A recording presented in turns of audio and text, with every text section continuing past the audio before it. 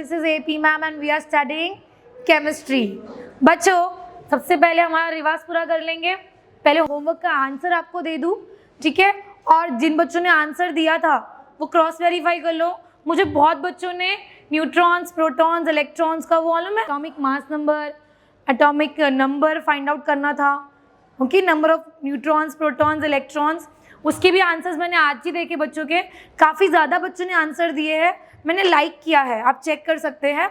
सो आज हम क्या करने वाले हैं? आज बच्चों, आज पहले तो हम लोग पढ़ने वाले हैं about octet and duplet rule. लेकिन उससे पहले हम एक काम करेंगे, होमवर्क का काम कर देंगे ख़त्म, ठीक है? So let's get started. ये है तुम्हारा होमवर्क, राइट? मैंने आप लोगों को इतने होमवर्क दिए थे, बाजू में एटॉमिक नंबर लिख दिए मैंने. अब आगे जाएंगे, इसका कॉन्फ़िगरेशन आप क्रॉस वेरीफाई कर लो कि आप लोगों ने राइट लिखा है कि रॉन्ग लिखा है. ओके, रॉन्ग लिखा तो भी कोई प्रॉब्लम नहीं है, इंसान अपनी गलती से ही सीखता है. लेकिन बच्चों अगर आपने नहीं किया है या आप ये सोच रहे हो कि हम नेक्स्ट टाइम करेंगे या बाद में कर लेंगे, बिलीव मी, मेरी मॉम हमेशा यही बोलती है, बाद कभी नहीं आता है. ओके, सो बाद में नहीं करना है, ऑन द स्पॉट करना है. चलो चालू करते हैं कॉन्फ़िगरेशन. सबसे पहले है कोबाल्ट का. We will talk about cobalt का configuration. 1s2, 2 electron down, 2s2, 2p6, 3s2, 3p6. भाई कितना हो गया देख लो एक बार. 2 + 2 4, 10, 12, 18. 4s2 कितना हो गया? 20. चलो ये 20 हो गया, 27 तक जाना है. तो क्या आ जाएगा यहाँ पे? 3d आता है. बताओ 3d कितना होगा? ये 20 हो गया ना, कितना और ऐड करना है? 7 ना. This will be 3d7. This is the configuration. किसका कॉन्फ़िगरेशन? कोबाल्ट का कॉन्फ़िगरेशन. आई होप आपका क्लियर आया है. ओके, उसके बाद निकिल देखेंगे बच्चों. अगर आपको कॉन्फ़िगरेशन देखना है ना, ये लास्ट कॉन्फ़िगरेशन चेक करने का, ये आपका राइट होना चाहिए. चलो बच्चों अभी आगे देख लेंगे. निकल का देखते हैं. निकल का एटॉमिक नंबर 28 है. ज़्यादा डिफरेंस नहीं है. जिसने लॉजिक यूज़ किया होगा, जो लेज़ी होते हैं ना वो लॉजिक यूज़ करते हैं बहुत जल्दी, क्योंकि उनको मालूम है मुझे शॉर्ट से शॉर्ट टाइम पास ज़्यादा करने का नहीं, शॉर्ट में काम निपटाना है. तो उन्होंने देखा होगा एटॉमिक नंबर 27 है, 28 है. एक काम करता हूँ, एक इलेक्ट्रॉन यहाँ पे बढ़ा देता हूँ, तो ये क्या हो जाएगा मालूम है? बाकी will remain as it is. मैं कलर चेंज कर देती हूँ यहाँ पे. हाँ चलो ये लेंगे.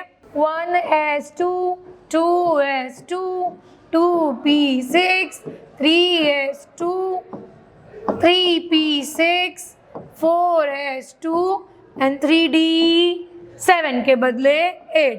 खाली एक ही इलेक्ट्रॉन तो बढ़ाना था, बढ़ा दिया. अब हम हीलियम का देखेंगे बच्चों. कितना चीनी वीनी है ना. एटॉमिक नंबर 2, खत्म स्टोरी. 1s2, ठीक है. इसके बाद आगे जाएंगे. We will talk about neon. Configuration क्या है? 1s2, 2s2, 2p6. Right, configuration क्या है? 2 + 2 4, 4 + 6 10. अब लास्ट क्या हो गया? ऑक्सीजन हो गया बच्चों. ऑक्सीजन कौन सा चलो देखते हैं. कलर बताओ.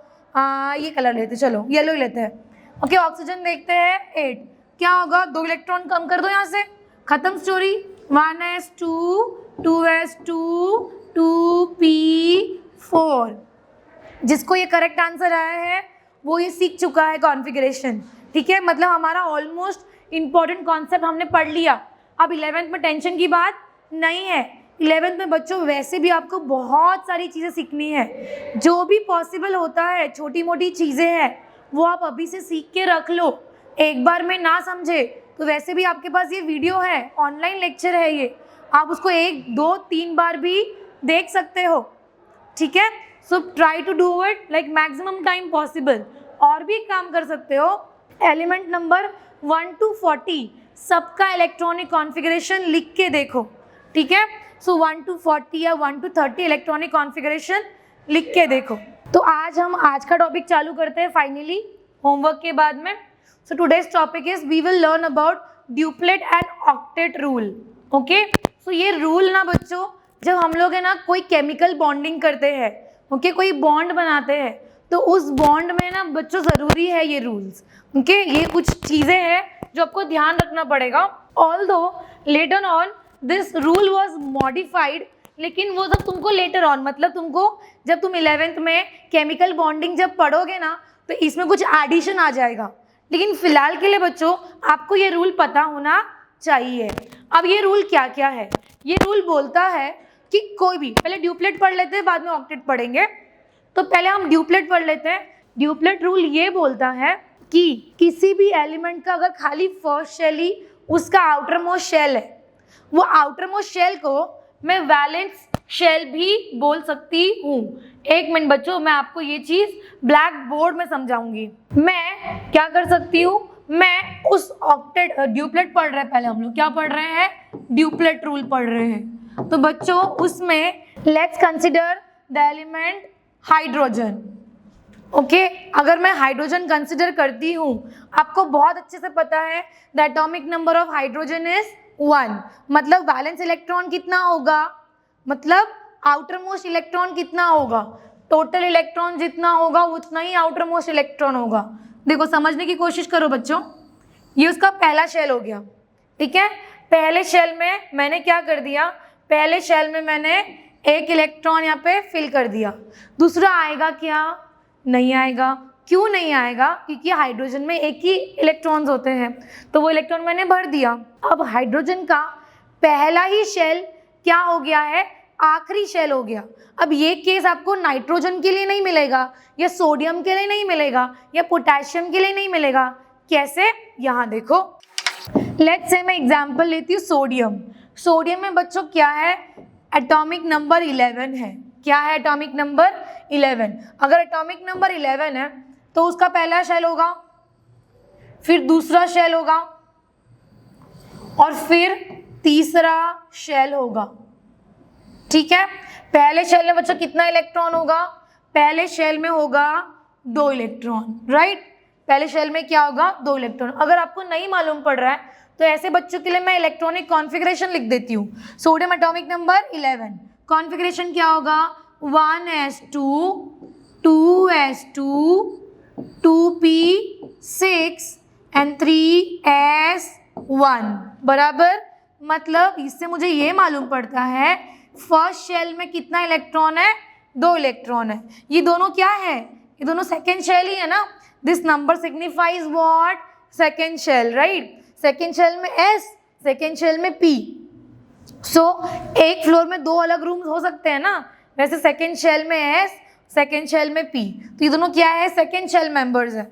और ये क्या है, ये थर्ड शेल मेंबर है। देखो फर्स्ट शेल में कितना इलेक्ट्रॉन है, 2 इलेक्ट्रॉन, तो मैंने ड्रॉ कर दिया 2 इलेक्ट्रॉन। सेकेंड शेल में कितने हैं टोटल, 2 और 6, 2 + 6 8। तो I will draw how many electrons, I will draw 8 electrons, 1 2 3 4 5 6 7 8। Whereas last shell में कितना इलेक्ट्रॉन है, लास्ट शेल में बच्चों खाली 1 इलेक्ट्रॉन है, तो हमने 1 इलेक्ट्रॉन यहाँ पर ड्रॉ कर दिया। देखो जब मैं इस पर्टिकुलर केस की बात करूँ, ठीक है, ये हाइड्रोजन है, इसका पहला और आखिरी इलेक्ट्रॉन यही है। जो आउटर मोस्ट इलेक्ट्रॉन होता है ना बच्चों, वो आउटर मोस्ट इलेक्ट्रॉन को बोलते हैं, उसको बोलते हैं वैलेंस इलेक्ट्रॉन। क्या बोलते हैं, वैलेंस इलेक्ट्रॉन। वैलेंस मतलब आउटर मोस्ट, ठीक है। इलेक्ट्रॉन हुआ तो वैलेंस इलेक्ट्रॉन बोलेंगे, और अगर शेल हुआ तो बोलेंगे वैलेंस शेल। ये आपको ध्यान रखना है। आउटर मोस्ट शेल को क्या बोलते हैं, वैलेंस शेल, और उसके वैलेंस शेल के इलेक्ट्रॉन को क्या बोलते हैं, वैलेंस इलेक्ट्रॉन। तो बताओ बच्चों उसका वैलेंस इलेक्ट्रॉन कितना है, 1 है, क्योंकि यही उसका पहला और आखिरी शेल है। जबकि इसका वैलेंस इलेक्ट्रॉन कितना है, आपको क्या देखना है, उसका वैलेंस शेल, मतलब आउटर मोस्ट। ये तो इनर शेल हो गए ना, ये क्या हो गया, आउटर मोस्ट शेल हो गया। तो ये आउटर मोस्ट शेल है, मतलब उसका वैलेंस शेल है। वैलेंस शेल में खाली 1 इलेक्ट्रॉन है, तो यहाँ पे क्या लिखोगे आप, यहाँ पे वैलेंस इलेक्ट्रॉन कितना है, 1 है। यहाँ पे भी वैलेंस इलेक्ट्रॉन कितना है, 1 है। अब ये तो हो गया वैलेंस इलेक्ट्रॉन बता रही थी मैं आपको, बट इसके आगे मुझे और क्या बताना है, मुझे बताना है ड्यूप्लेट रूल क्या होता है। ड्यू ड्यू मतलब क्या? ड्यू मतलब टू, ड्यू मतलब टू, है ना, हम बोलते हैं ना द्वि, जो हमारा संस्कृत वर्ड है द्वि, दैट इज टू, तो ड्यू मतलब भी क्या होता है? टू। तो टू, ड्यूप्लेट रूल ने ये बोला कि जिस एलिमेंट का पहला शेल ही वैलेंस शेल है, उस एलिमेंट को अपना इलेक्ट्रॉन्स, आउटर मोस्ट इलेक्ट्रॉन्स उसके अंदर कितने होने चाहिए? 2 होने चाहिए। जब आउटर मोस्ट इलेक्ट्रॉन्स 2 होंगे, उसी को क्या बोला जाएगा? उसको बोलेगा ड्यूप्लेट कंप्लीटेड है, और तब जाके वो स्टेबलाइज होगा। ठीक है, again I am repeating this thing. अगर मैं चाहती हूँ कि मेरा हाइड्रोजन आटम जो है वो स्टेबल रहे, वो नेचुरल स्टेट में, रूम टेम्परेचर में, एनवायरनमेंट में वो स्टेबल रहे, तो उसको अपने पास 2 इलेक्ट्रॉन्स रखने पड़ेंगे। जब वो 2 इलेक्ट्रॉन्स रखेगा तो हम बोलेंगे उसने अपना ड्यूप्लेट कंप्लीट कर दिया है। और अगर वो ड्यूप्लेट कंप्लीट करता है, इसका मतलब वो कैसा है? वो स्टेबल है। अब तुम सोचोगे मैम इसके पास तो एक ही इलेक्ट्रॉन है, एक और किधर से लाएगा? एक और वो किसी और एलिमेंट से मांगेगा, और इसी की वजह से तो एटम्स जो है वो दूसरे एटम से कंबाइन होते हैं और उसी से मॉलिक्यूल्स बनते हैं, उसी से कंपाउंड बनते हैं, उसी की वजह से तो केमिकल रिएक्शन होता है। राइट, आपको मैंने अभी तक बताया कि अरे atoms will combine to form molecules, molecules will combine to form compounds. Right, तो मुझे ये बताओ क्यों बनते होंगे ये लोग? इनको किसी ने बोला है क्या कि तुमको कंबाइन होना है? नहीं, they are trying to complete their duplet और देयर ऑक्टेट। अब तुम बोलोगे मैम ऑक्टेट का मतलब बताया नहीं आपने।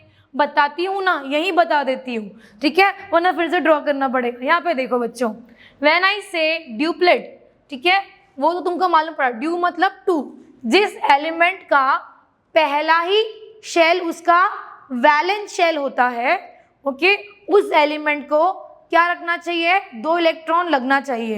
एक ही इलेक्ट्रॉन है तो ये अनस्टेबल, भले ये एटम है लेकिन कैसा है? अनस्टेबल। ये क्या करेगा? किसी और से इलेक्ट्रॉन लेकर अपना ड्यूप्लेट कंप्लीट करेगा। ठीक है, अब ऑक्टेट क्या होता है वो देखते हैं। Oct stands for 8। क्या होता है बच्चों? 8। इसने क्या बोला? ऑक्टेट रूल क्या बोलता है? ऑक्टेट रूल बोलता है जिस एलिमेंट के पास में मोर देन 1 शेल है, जिस एलिमेंट के पास में मोर देन 1 शेल है, वो सेकेंड हो या थर्ड हो, इसका वैलेंस शेल कौन है? थर्ड शेल इसका वैलेंस शेल है। सेकेंड हो, थर्ड हो, फोर्थ हो, फिफ्थ हो, सिक्स्थ हो, सेवेंथ हो, फर्क नहीं पड़ता है। उसने बोला जो कोई भी वैलेंस शेल होगा सिर्फ पहला नहीं होना चाहिए, बट सेकेंड भी हो सकता है, तो अदर देन फर्स्ट। ओके, उसने बोला कि जो भी एलिमेंट का वैलेंस शेल होगा ना, अगर वो पहला शेल उसका आखिरी शेल नहीं है, तो उस एलिमेंट को 8 इलेक्ट्रॉन्स रखने चाहिए अपने आउटर मोस्ट शेल में। कितने रखने चाहिए? 8 इलेक्ट्रॉन्स। अभी यहाँ दिखता है आपको, यहाँ देखो बच्चों, इन केस ऑफ दिस आपको दिखता है यहाँ पे पहले शेल में 2 इलेक्ट्रॉन्स है, सेकेंड शेल में 8 इलेक्ट्रॉन्स है, और थर्ड शेल में कितना है? 1 इलेक्ट्रॉन है। बराबर कि नहीं? तो यहाँ पे आपको क्या ध्यान देना है? आपको ये ध्यान देना है कि मेरे इस पर्टिकुलर एलिमेंट को ऑक्टेट कंप्लीट करना होगा, मतलब कैसे भी करके इसके वैलेंस शेल में कितने इलेक्ट्रॉन्स होने चाहिए? 8 इलेक्ट्रॉन्स होने चाहिए। जैसे ही 8 इलेक्ट्रॉन्स होगा, ओके, ये हो जाएगा स्टेबल। ये कैसा हो जाएगा बच्चों? ये हो जाएगा स्टेबल। अब तुम सोच रहे होंगे ना मैम मैम ये क्या बोल रही है? मैम बोल रही है कि इसके वैलेंस शेल में 8 इलेक्ट्रॉन चाहिए, जबकि इसके वैलेंस शेल में खाली 1 इलेक्ट्रॉन है, एक ही है, 1 इलेक्ट्रॉन ही है खाली, राइट। लेकिन चाहिए कितना? 8 इलेक्ट्रॉन होना चाहिए, तब जाके ये स्टेबलाइज होगा। लेकिन ये इतना जुगाड़ करेगा कहाँ से इलेक्ट्रॉन का? That we will see in our next lecture, okay, where we will learn about the topic valency. वहाँ पे आपको इन दोनों के बारे में डिस्कस करने वाली हूँ, how they are going to gain electrons. Okay, till then पढ़ते रहो बच्चों। Thank you everyone and have a nice day.